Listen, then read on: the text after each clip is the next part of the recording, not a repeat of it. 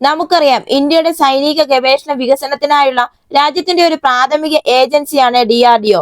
ഈ DRDO ഇപ്പോൾ ഇന്ത്യയുടെ വ്യോമാക്രമണ ശേഷി ശക്തിപ്പെടുത്തുന്നതിൽ നിർണായക ഘട്ടം ആരംഭിച്ചിരിക്കുകയാണ്.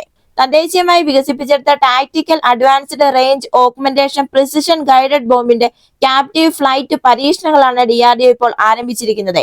ഇന്ത്യൻ വ്യോമസേനയുടെ വിശ്വസനീയമായ ജഗ്വാർ സ്ട്രൈക്ക് എയർക്രാഫ്റ്റുകൾ ഉപയോഗിച്ചാണ് ഇത് നിർമ്മിച്ചിരിക്കുന്നത്. അതായത് ശത്രു പ്രദേശത്തെ ആഴത്തിലുള്ള ലക്ഷ്യങ്ങളെ ഉയർന്ന കൃത്യതയോടെ ആക്രമിക്കാൻ കഴിവുള്ളതും ശത്രുതാപരമായ വ്യോമ പ്രതിരോധ സംവിധാനങ്ങളുടെ പരിധിക്ക് പുറത്ത് വിക്ഷേപണ വിമാനങ്ങളെ നിലനിർത്താൻ കഴിവുള്ളതുമായ ഒരു നൂതന ആയുധ സംവിധാനം IAF നൽകുന്നതിനുള്ള ഒരു പ്രധാന ചുവടുവയ്പാണ് ഈ വികസനം സൂചിപ്പിക്കുന്നത്. 2025 ഫെബ്രുവരിയിലാണ് ഇതിന്റെ പരീക്ഷണങ്ങൾ ആരംഭിച്ചിരിക്കുന്നത്. ആധുനിക യുദ്ധ സാഹചര്യങ്ങൾക്കായി നൂതന യുദ്ധോപകരണങ്ങൾ സൃഷ്ടിക്കുന്നതിൽ ഇന്ത്യയുടെ പുരോഗമിച്ചുകൊണ്ടിരിക്കുന്ന വൈദഗ്ധ്യത്തെയാണ് ഇത് കാണിക്കുന്നത്. Tactical advanced range augmentation precision guided അഥവാ താര സിസ്റ്റം എന്ന് പറയുന്നത് DRDO രൂപകൽപ്പന ചെയ്ത ഗ്ലൈഡ് ബോംബുകളുടെ ഒരു പുതിയ കുടുംബമാണ് എന്ന് വേണം പറയാൻ. ചെലവ് കുറഞ്ഞതും വൈവിധ്യമാർന്നതും ദീർഘദൂരവും വളരെ കൃത്യവുമായ ആയുധങ്ങൾ ഉപയോഗിച്ച് IAF സജ്ജമാക്കുക എന്നതാണ് ഇതുകൊണ്ട് ഉദ്ദേശിക്കുന്നത്. വിവിധ വ്യോമസേനാ വിമാനങ്ങളുമായി സംയോജിപ്പിക്കുന്നതിനായി രൂപകൽപ്പന ചെയ്തിരിക്കുന്ന ഈ താര 3 വ്യത്യസ്ത ഭാര വിഭാഗങ്ങളിലായിട്ടാണ് നിർമ്മിച്ചിരിക്കുന്നത്. അതായത് 3 വ്യത്യസ്ത രീതിയിലുള്ള ഭാരമാണ് ഇതിനുള്ളത്. 250 കിലോഗ്രാമും 450 കിലോഗ്രാമും 500 കിലോഗ്രാമുമാണിത്. ഈ താര സിസ്റ്റത്തെ വ്യത്യസ്തമാക്കുന്നത് അതിന്റെ സങ്കീർണമായ ഫ്ലൈറ്റ് നിയന്ത്രണവും മാർഗനിർദ്ദേശ സംവിധാനങ്ങളുമാണ്. വിക്ഷേപിക്കപ്പെടുന്ന ഉയരത്തെയും വേഗതയെയും ആശ്രയിച്ച് താരയ്ക്ക് മണിക്കൂറിൽ ഏകദേശം 640 മുതൽ 1200 കിലോമീറ്റർ വരെ വേഗത കൈവരിക്കാൻ സാധിക്കും. ഇതുമൂലം ഇതിനെ വിവിധ ദൗത്യങ്ങൾക്ക് ഉപയോഗിക്കാൻ സാധിക്കും.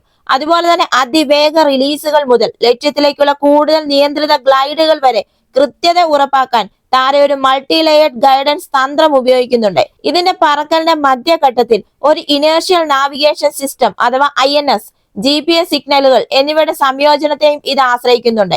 അമേരിക്കൻ ജോയിന്റ് ഡയറക്ട് അറ്റാക്ക് മ്യൂണീഷൻ പോലുള്ള അന്താരാഷ്ട്ര തലത്തിൽ അംഗീകരിക്കപ്പെട്ട സിസ്റ്റങ്ങളുമായി താരതമ്യപ്പെടുത്താവുന്ന തരത്തിലാണ് ഇതിന്റെ കൃത്യത. ഡ്യുവൽ മോഡ് ഗൈഡൻസ് ഇതിന് കരുത്ത് നൽകുന്നു. GPS സിഗ്നലുകൾ തടസ്സപ്പെട്ടാലും കൃത്യമായി ഇതിന്റെ ലക്ഷ്യത്തിലെത്താൻ ഇതിന് സാധിക്കുന്നു. താര സിസ്റ്റത്തിന്റെ ഒരു പ്രധാന നേട്ടം അതിന്റെ വിപുലീകൃത ശ്രേണിയാണ്.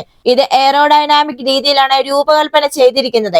പരമ്പരാഗത ഗൈഡഡ് ചെയ്യാത്ത ബോംബുകളെക്കാൾ വളരെ കൂടുതലാണ് ഇതിന്റെ ശ്രേണി. ഒപ്റ്റിമൽ ഉയരങ്ങളിൽ നിന്ന് വിക്ഷേപിക്കുമ്പോൾ 50 മുതൽ 70 കിലോമീറ്റർ അല്ലെങ്കിൽ അതിൽ കൂടുതൽ സ്റ്റാൻഡ് ഓഫ് ദൂരം കൈവരിക്കാൻ ഇതിന് കഴിയും. അതുപോലെ ഇതിന്റെ ടെർമിനൽ ഘട്ടത്തിൽ തന്ത്രങ്ങൾ പ്രയോഗിക്കാനുള്ള താരയുടെ കഴിവ് നിർദ്ദിഷ്ട ലക്ഷ്യങ്ങളെ സംരക്ഷിക്കുന്ന പോയിന്റ് ഡിഫൻസ് സിസ്റ്റങ്ങളെ മറികടക്കാനുള്ള സാധ്യതയും വർദ്ധിപ്പിക്കുന്നുണ്ട്. അതായത് ബങ്കറുകൾ, കമാൻഡ് പോസ്റ്റുകൾ, സാധ്യതയുള്ള മൊബൈൽ ടാർഗറ്റുകൾ എന്നിവ പോലുള്ള ഉറപ്പുള്ള ഘടനകൾക്കെതിരെ ഇത് ഫലപ്രദമായി നശിപ്പിക്കാൻ സാധിക്കുന്നു.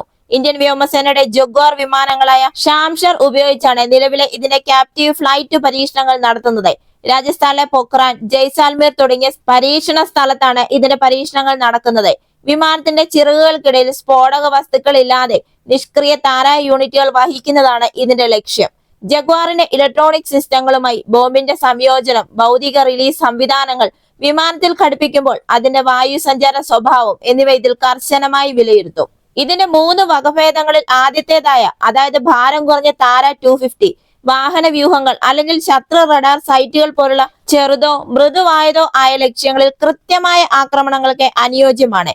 രണ്ടാമത്തേതായ ഭാരം കൂടിയ താര 450 അതുപോലെ താര 500 വകഭേദങ്ങൾ കൂടുതൽ വിനാശകരമായ ശക്തിയാണ് നൽകുന്നത്. ഇത് തന്ത്രപരമായ പാലങ്ങൾ അല്ലെങ്കിൽ ഭൂഗർഭ കമാൻഡ് സൗകര്യങ്ങൾ പോലുള്ള വലുതും കഠിനവുമായ ലക്ഷ്യങ്ങളെ നിർവീര്യമാക്കുന്നതിന് അനുയോജ്യമാണ്. താരയുടെ ഈ വിജയകരമായ വികസനവും ഇൻഡക്ഷനും IAF ആക്രമണ ശേഷികളെ ഗണ്യമായി വർദ്ധിപ്പിക്കും. അതുപോലെ തന്നെ നമ്മുടെ ഇന്ത്യയുടെ 1.3 ടൺ ഭാരമുള്ള മാക് 3.5 വേഗതയിലെത്താൻ കഴിവുള്ള ആകാശത്ത് നിന്ന് വിക്ഷേപിക്കാവുന്ന ബ്രഹ്മോസ് NG അതായത് ബ്രഹ്മോസിന്റെ നെക്സ്റ്റ് ജനറേഷൻ എന്ന സൂപ്പർസോണിക് ക്രൂയിസ് മിസൈൽ അന്താരാഷ്ട്ര വേദിയിൽ വലിയ ചർച്ചകൾ സൃഷ്ടിച്ചിരിക്കുകയാണ്. 2026 ആദ്യ പരീക്ഷണ പറക്കൽ ഒരുങ്ങിയിരിക്കുകയാണ് ഈ ഇന്തോ റഷ്യൻ കപ്പൽ വിരുദ്ധ ഭൂഗർഭ വിരുദ്ധ ആയുധ സംവിധാനം. ബ്രഹ്മോസ് മിസൈലിന്റെ വിജയത്തെ അടിസ്ഥാനമാക്കി ബ്രഹ്മോസ് എയറോസ്പേസ് വികസിപ്പിച്ചെടുത്തതാണ് ബ്രഹ്മോസ് NG.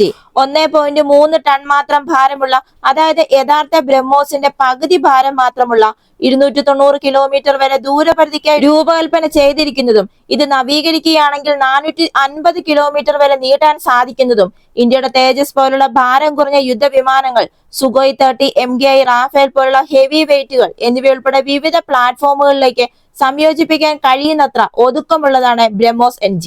ഇതിന്റെ മാക് 3.5 വേഗതയും കുറഞ്ഞ റഡാർ ക്രോസ് സെക്ഷനും ഒക്കെ ഇതിനെ കപ്പൽ വിരുദ്ധ കര ആക്രമണ റോഡുകൾക്ക് ഒരു മികച്ച ഓപ്ഷനാക്കി മാറ്റുന്നു. തെക്ക് കിഴക്കൻ Asia, middle east, Latin America എന്നിവിടങ്ങളിലെ രാജ്യങ്ങളിലേക്ക് വ്യാപിച്ചു കിടക്കുന്ന അന്താരാഷ്ട്ര താല്പര്യമാണ് ഇപ്പോൾ ബ്രഹ്മോസ് NGക്ക് എത്തിയിരിക്കുന്നത്. ബ്രഹ്മോസ് NGയുടെ സൂപ്പർസോണിക് വേഗത, അതായത് ശബ്ദത്തിന്റെ 3 ഇരട്ടിയിലധികം മാക് 3.5 വേഗത എന്ന് പറയുന്നത് ശത്രു പ്രതിരോധത്തിന് ലഭ്യമായി പ്രതികരിക്കാനുള്ള സമയം പോലും നൽകുന്നില്ല.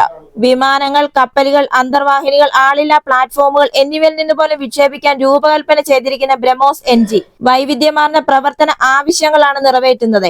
വ്യോമസേനയെ സംബന്ധിച്ചിടത്തോളം അതിന്റെ ഭാരം കുറവായതിനാൽ ചെറിയ ജെറ്റുകളിൽ നിന്ന് പോലും ഇത് വിന്യസിക്കാൻ സാധിക്കും. ഇന്തോനേഷ്യ, മലേഷ്യ തുടങ്ങിയ സുഖോയ് വിമാനങ്ങളുള്ള രാജ്യങ്ങൾ NG വേരിയന്റിനെ അവരുടെ സുഖോയ് 30കളിൽ സംയോജിപ്പിക്കാൻ താല്പര്യം പ്രകടിപ്പിച്ചതായും റിപ്പോർട്ടുണ്ട്. അതേസമയം മറ്റു ചിലർ തീരദേശ പ്രതിരോധത്തിനും കപ്പൽ വിരുദ്ധ റോളുകൾക്കുമായിട്ടാണ് ബ്രഹ്മോസ് NGയെ തിരഞ്ഞെടുത്തിരിക്കുന്നത്. 2026 സുഖോയ് 30 MKIയിൽ നിന്ന് ഷെഡ്യൂൾ ചെയ്തിരിക്കുന്ന ഈ മിസൈലിന്റെ ആദ്യ പറക്കൽ പരീക്ഷണം ഇനിയും 1 വർഷം അകലെയാണ്. എങ്കിലും ഇതിന്റെ വികസനം ഇപ്പോഴും പുരോഗമിച്ചുകൊണ്ടിരിക്കുകയാണ്. 2027-നും 2028-നും ഇടയിൽ ഉൽപാദനം ആരംഭിക്കുമെന്നും പ്രതീക്ഷിക്കുന്നുണ്ട്. ബ്രഹ്മോസ് എയറോസ്പേസ് ഇതിനകം തന്നെ ഉത്തർപ്രദേശിൽ ഒരു നിർമ്മാണ കേന്ദ്രവും ആസൂത്രണം ചെയ്തിട്ടുണ്ട്. ഇന്തോനേഷ്യ, വിയറ്റ്നാം, ബ്രസീൽ തുടങ്ങിയ നിരവധി മിഡിൽ ഈസ്റ്റേൺ രാജ്യങ്ങൾ, 1 ഡസനിലധികം രാജ്യങ്ങളാണ് ബ്രഹ്മോസ് എയറോസ്പേസുമായി ബ്രഹ്മോസ് NGക്ക് വേണ്ടി ചർച്ചകൾ നടത്തുന്നത്. ചൈനയുമായുള്ള സമുദ്ര തർക്കങ്ങൾ കൂടുതലുള്ള തെക്കുകിഴക്കൻ ഏഷ്യ പോലുള്ള മത്സര മേഖലകളിലെ രാജ്യങ്ങൾക്ക് ഈ ബ്രഹ്മോസ് NG വിശ്വസനീയമായ ഒരു പ്രതിരോധമാണ് നൽകുന്നത്. അതുപോലെ തന്നെ നമ്മുടെ ഹിന്ദുസ്ഥാൻ എയറോനോട്ടിക്സ് ലിമിറ്റഡ് അത്യാധുനിക 3D സ്കാനിംഗ് ഉപയോഗിച്ച് HF-24 മാരുത് എന്ന പരിശീലന വിമാനത്തെ ആധുനിക Hindustan lead in fighter trainer, അതായത് HLFT-42 ആയി പുനരുജ്ജീവിപ്പിക്കുന്നു. എയ്റോ ഇന്ത്യ 2023-ൽ ഒരു ആശയപരമായ ഹൈലൈറ്റ് ആയി ഈ HLFT-42 ഉയർന്നു വന്നിരുന്നു. അതായത് അടുത്ത തലമുറ സൂപ്പർസോണിക് ലീഡ് ഇൻ ഫൈറ്റർ ട്രെയിനറായി ഇതിനെ വിഭാവനം ചെയ്യുക എന്നതായിരുന്നു പദ്ധതി. അടിസ്ഥാന പരിശീലകരും നൂതന യുദ്ധവിമാനങ്ങളും തമ്മിലുള്ള വിടവ് നികത്തുന്നതിനായി രൂപകൽപ്പന ചെയ്തിരിക്കുന്ന ഈ HLFT-42 Tejas mark 2, advanced medium compact aircraft പോലുള്ള അത്യാധുനിക യുദ്ധവിമാനങ്ങൾക്കായി IAF പൈലറ്റുമാരെ തയ്യാറാക്കുക എന്നതാണ് ഇതിന്റെ ലക്ഷ്യം.